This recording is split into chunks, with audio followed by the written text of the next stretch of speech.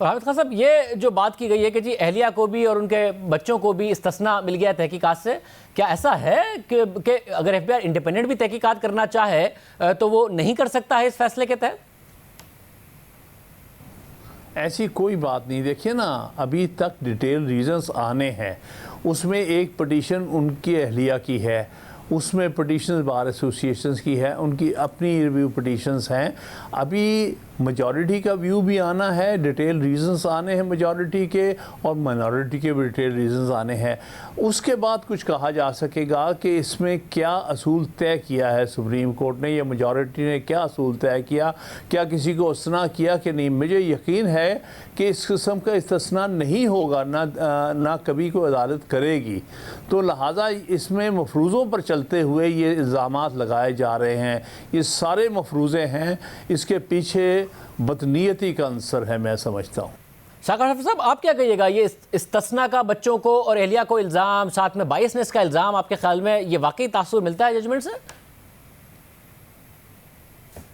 देखिए, मैं बताऊं कि जो रिव्यू में नॉर्मली तो आप जो कुछ कानूनी सुकम है उसको आप हाईलाइट करते हैं, लेकिन यहाँ पे तो असल जो रिव्यू है वो तो खारिज हो चुका है।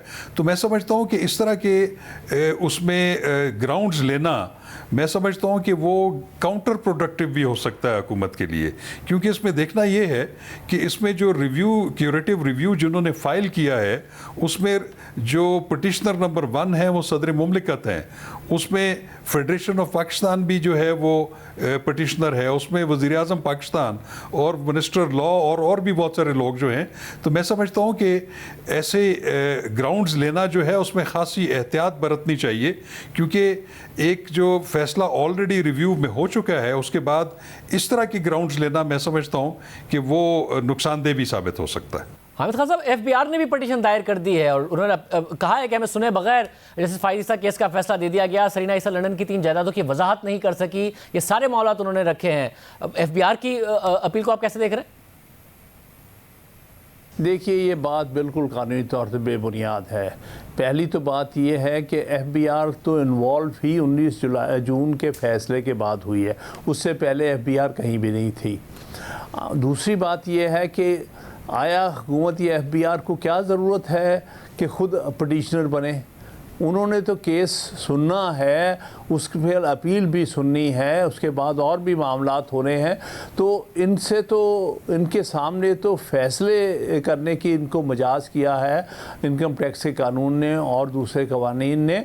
ये पार्टी क्यों बन रहे हैं? बड़े अफसोस की बात है।